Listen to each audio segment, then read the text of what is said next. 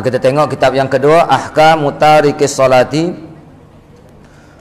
Wa tarikus salati ala darbaini ahaduhuma ayatrukaha ghaira mu'taqidin liwujubiha fa hukmuhu hukmul murtaddi. Wasani ayatrukaha kaslan mu'taqidan liwujubiha fa yustatabu fa intaba wa shalla wa illa qutila haddan wa kana hukmuhu hukmal muslimina. Okey, jadi kita tengok hukum-hukum ke atas orang yang meninggalkan salat. Tadi kita dah belajar salat, Nabi kata as-salatu imaduddin, faman aqamaha faqad aqamad-din wa man tarakaha faqad hadamad-din. Salat itu tiang agama. Barang siapa mendirikan salat, maka ia mendirikan agama. Barang siapa meninggalkan salat, ia meruntuhkan agama.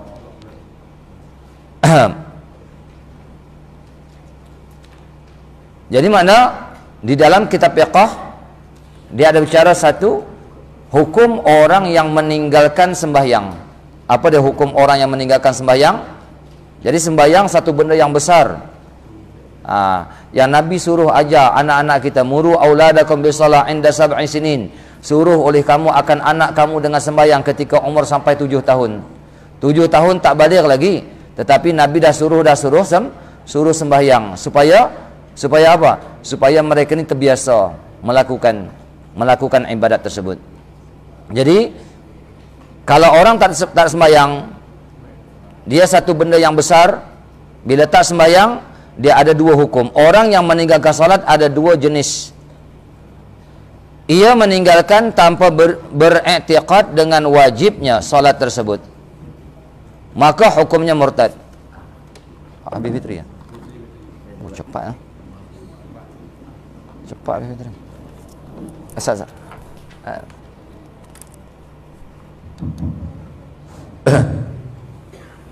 Orang yang meninggalkan salat ada dua jenis. Ia meninggalkan tanpa beriktikad dengan wajibnya solat. Dia tak iktikad sembahyang tu wajib. Sembahyang apa? Dia kata benda bukan tuntutan, tak maulah sembahyang. Sembahyang bukan wajib. Ibarat kata macam tu. Hukumnya apa? Maka hukumnya adalah murtad. Murtadnya na'udzubillah. Kalau tak sembahyang, dia kata sembahyang tak wajib. Sembahyang ni menyusahkan. Contoh, hukum murtad. Hukum murtad bermakna terkeluar agama Islam. Dia kena hukum bunuh je lah. Tangkap, suruh mengucap 2 kalimah syahadah balik. Mau mengucap tak? Tak mau mengucap, kerat kepala, bunuh. Harta kena rampas, tak boleh buat faraid. Harta orang murtad jadi harta fai'un. Harta fai'un mana harta menjadi milik muslimin muslimat. Jadi majlis agama yang akan urus.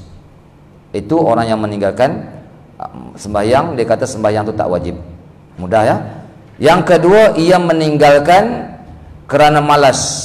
Sembahyang itu wajib, dia kata, tapi malas. Sedangkan ia beriktikad dengan wajib solat tersebut. Sembahyang itu wajib, tapi aku malas sembahyang. Ibarat kata macam tu. Maka ia diminta taubat. Diminta taubat. Jika ia bertaubat dan mengerjakan salat, dimaafkan. Diminta taubat, suruh dia bertaubat. Dia suruh kena sembahyang, malah dia kata okey, ni waktu nak habis dah ni. Kalau waktu tak habis lagi kita nak bunuh tak boleh. Nak bunuh tak boleh. Sebab dia masih lagi layak untuk melakukan ibadat sembahyang. Habis waktu, dia tak mau juga buat sembahyang. Kalau waktu subuh habis, tak mau juga. Habis subuh kerat kepala. Ataupun maghrib, zuhur dengan asar, habis waktu asar. Sebab sembahyang ni boleh dijamakkan. Tak mau juga sembahyang di hujung waktu asar. Habis waktu asar, masuk maghrib, kerat kepala dia.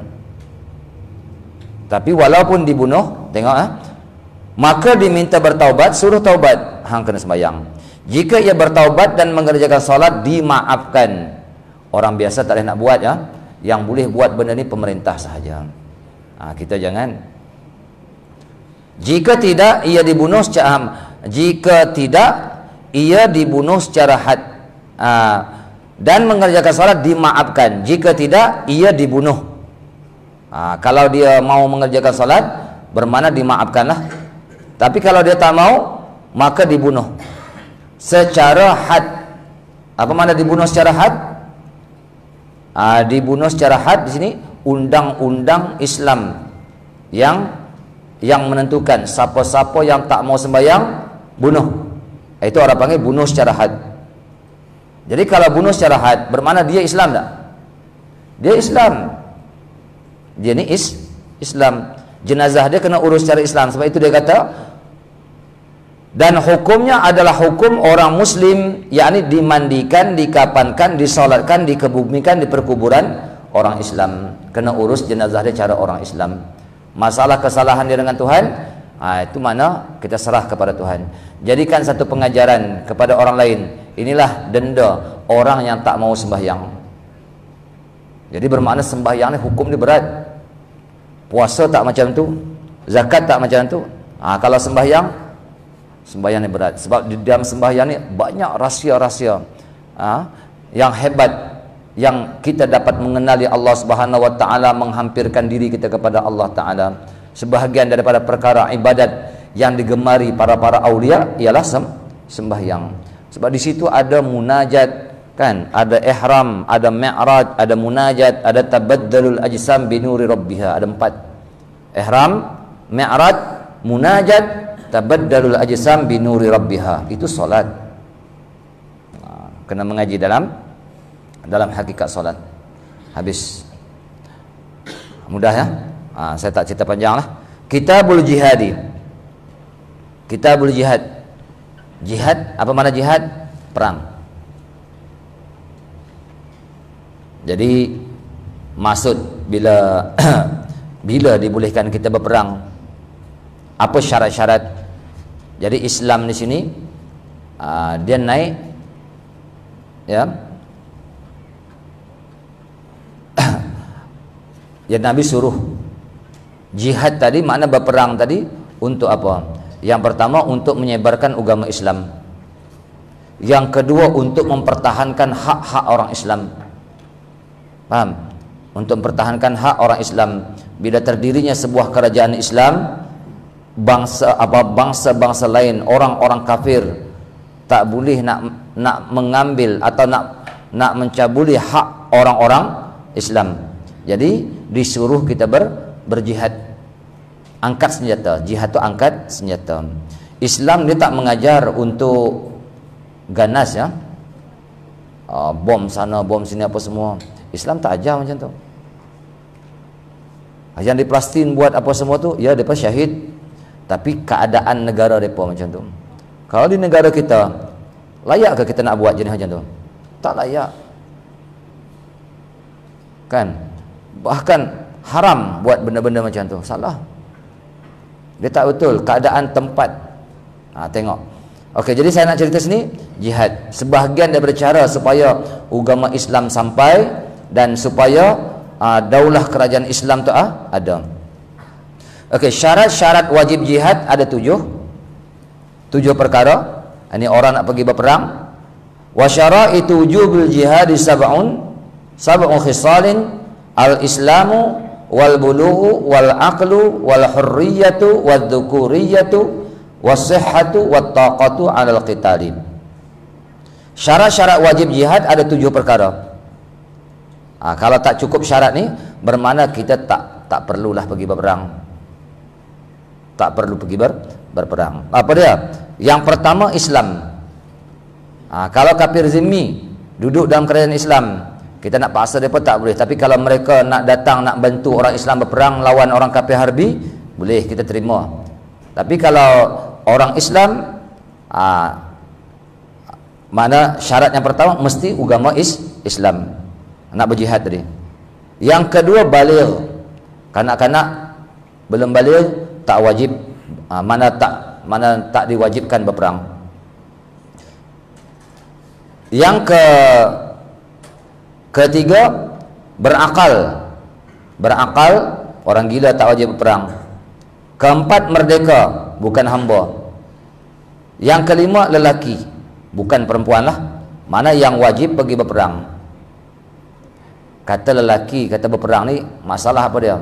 Kalau seandainya musuh di luar negara, sempadan kita.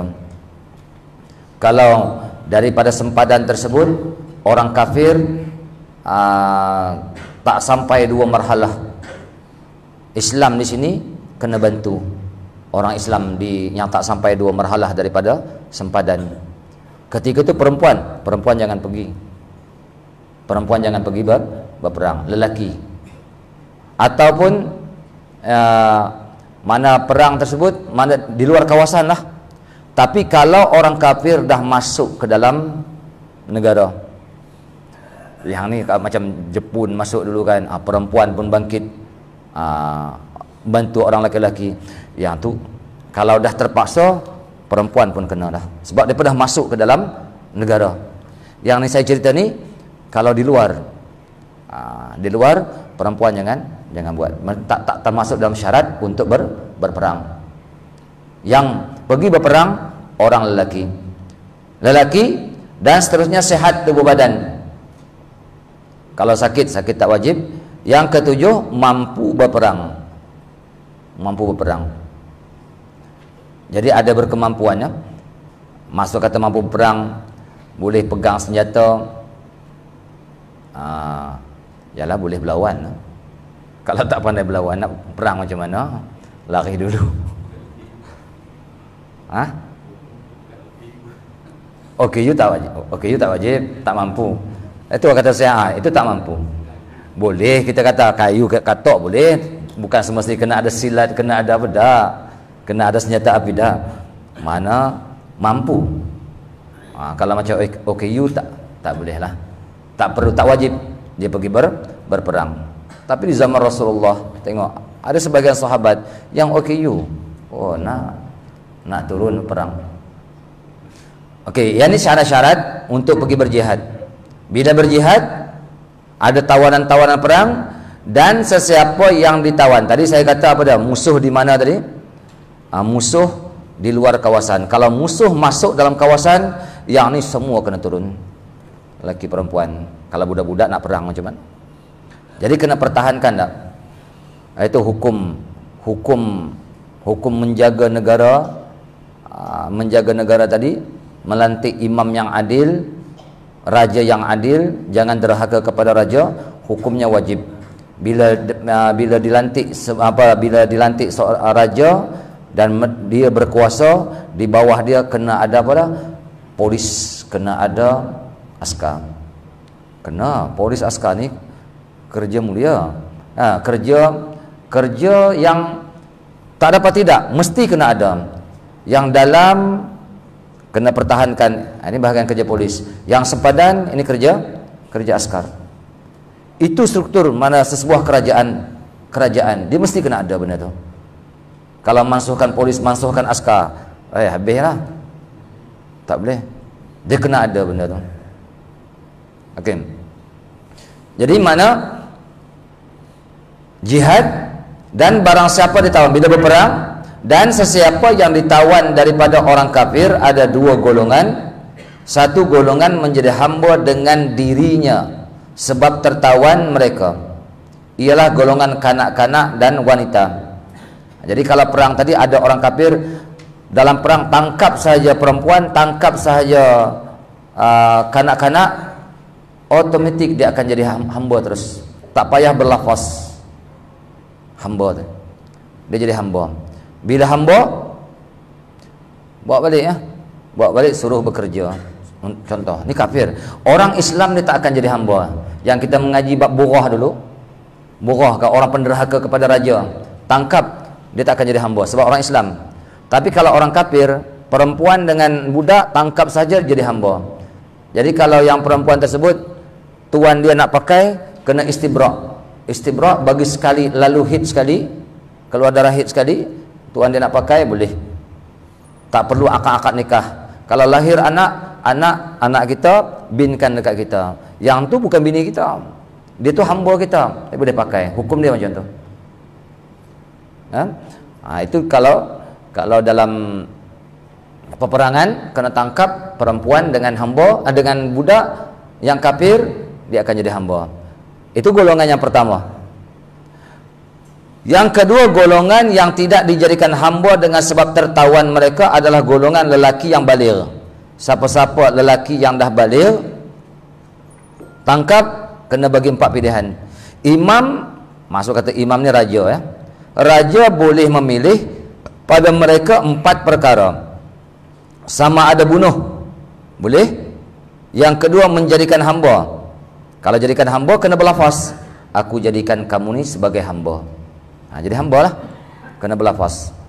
Atau boleh dibebaskan, kita bagi lepas, hang balik lah ke negeri hang, boleh.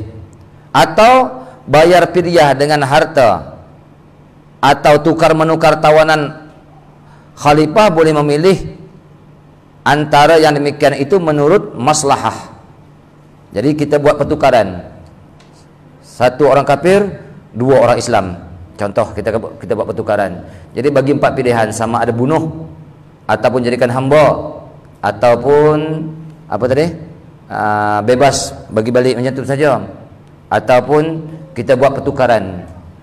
Pertukaran yang ada kebaikan untuk agama Islam. Kita minta 1 nyawa, 1 hamba, satu orang laki-laki kafir, 3 orang Islam yang kena lepaskan, contoh. Boleh. Yang penting ada kebaikan. Ini kalau lelaki yang kena tawan. Jadi bagi 4 pilihan. Mana ada dah zaman sekarang ni. Negara Islam mana-mana semua kena lah. Dan barang siapa yang memeluk Islam sebelum ditawan, dijaga hartanya, darahnya dan anak-anaknya yang masih kecil. Apabila barang siapa memeluk agama Islam tengah berperang, yang Nabi marah seorang sahabat satu ketika, dia nak tetak orang kafir tu, orang Islam nak tetak orang kafir tu, asyhadu an la ilaha illallah, asyhadu anna Muhammad Rasulullah. Dia tebas juga, mati kawan ni. Sampai ke Rasulullah, Rasul kata, buat apa kamu bunuh dia? Dia mengucap, dia takut pedang aku ya Rasulullah. Dia bukan masalah takut pedang tak takut pedang. Bila mereka ni asyhadu an la ilaha illallah wa asyhadu anna Muhammad Rasulullah, mereka ahli syahadah. Bila ahli syahadah, mereka berpura-pura itu urusannya dengan Tuhan, tapi segi zahir kamu jangan buat dah. Jangan darah dia haram, harta dia haram, ya, kehormatan dia haram, illa bihaqqil Islam, melainkan dengan hak agama Islam. Kalau hak Islam, dia bunuh orang, dia kena matilah. Kalau dia mengambil harta orang, dia kena ambil lah harta dia. Faham? Itu makna barang siapa yang memeluk Islam sebelum ditawan dalam peperangan, belum kena tangkap lagi, dijaga hartanya, jangan ambil harta dia, darahnya dan anak-anak yang masih kecil. Anak-anak masih kecil, sebab apa? Anak masih kecil bila tertangkap otomatik jadi hamba tak? Tapi dia mengucap 2 kalimah syahadah sebelum ditangkap. Anak selamat tak? Sebab anak mengikut ayah, anak mengikut mak ayah dia. Kalau mak ayah dah Islam, bermakna anak belum balik masuk agama Islam tak? Masuk agama Islam. Zaman sekarang ada macam ni. Allah, kesian. Saya biasa jumpa, bukan saya jumpa lah, kawan murid saya, dia cerita kat saya, Siam di Kepala Batah, Kubang Menorong. Suami masuk agama Islam, anak ramai, bini tak mau masuk.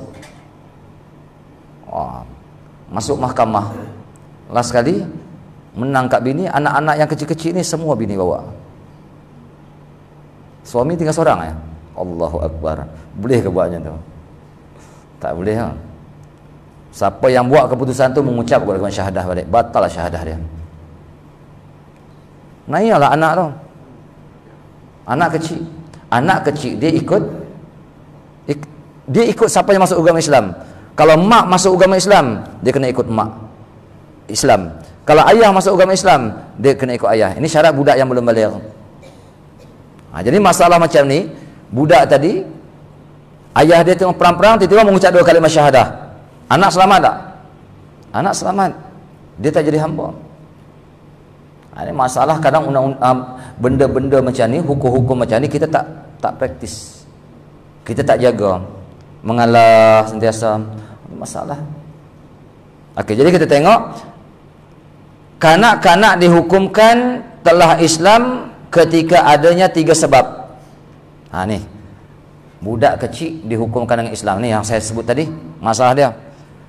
Anak yang belum balik automatik dia dikira Islam bila yang pertama salah seorang ibu bapanya telah Islam. Tengok yang saya sebutkan tadi ya. Salah seorang ya, mak dia masuk agama Islam, anak belum balik, kena bagi menang anak yang belum balik tadi masuk agama Islam. Kena bagi yang agama Islam tadi pelihara dia. Yang kafir tak boleh. Sebab al-Islam ya'lu wa la yu'la alaih. Islam tu tinggi wa la yu'la alaih. Tiada satu yang lebih tinggi daripada agama Islam. Ini salah seorang mak ayah dia. Tak ada, benda ni tak jaga. Saya jumpa India kat Semling. Dia masuk agama Islam. Bini dia tak mau masuk. Tapi anak-anak ikut bini. Allah, saya kata teruk. Dia kata nak buat macam mana dia? Ada dia kerja apa lah. Okey, ditawan oleh seorang Muslim. Ditawan oleh seorang Muslim, ia telah tercerai daripada ibu bapanya. Macam mana?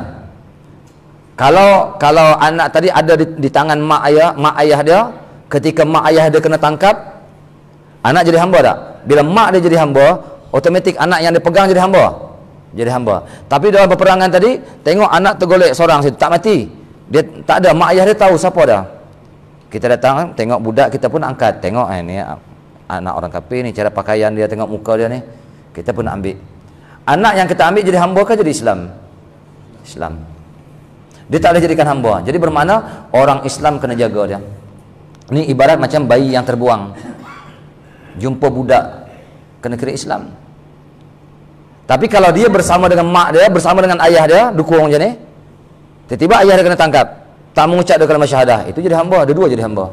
Ayah kena bagi 4 pilihan. Kalau tangkap mak dukung anak.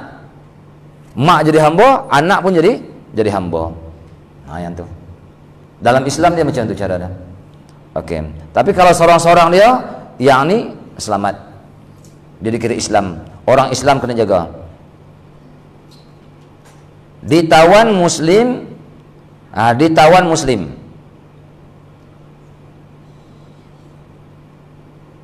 Ditawan oleh orang Islam, ia telah tercerai daripada ibu bapa. Mana duduk seorang-seorang dalam medan perang. Kita kena ambil lah, jangan biarkan budak. Dia bukan tahu apa.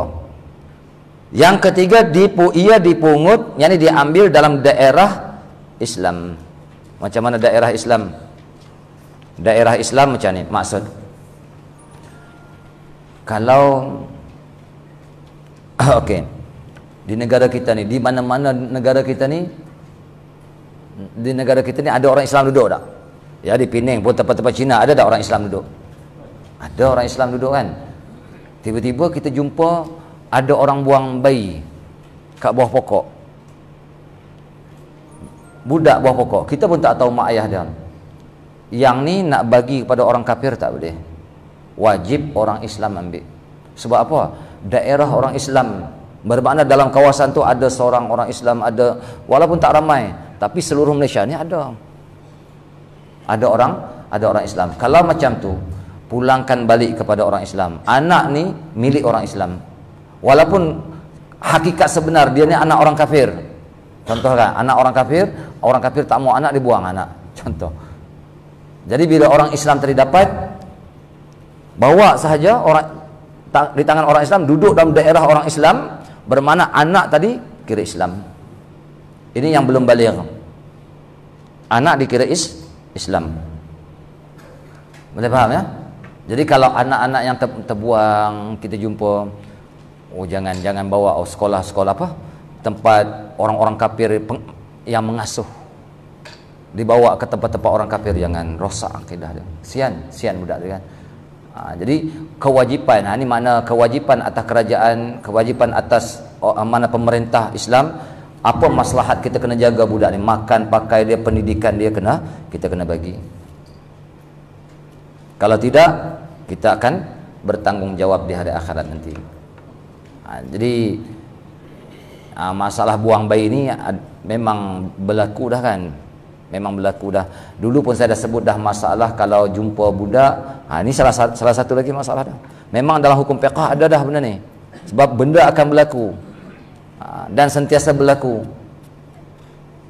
Jadi mana budak yang kita jumpa dalam daerah orang Islam, kalau ada seorang pun orang Islam, dah dikira anak ni, anak. Dia kata ni bukan anak aku. Kita jumpa orang Islam yang dalam kawasan tadi, ni anak siapa ni?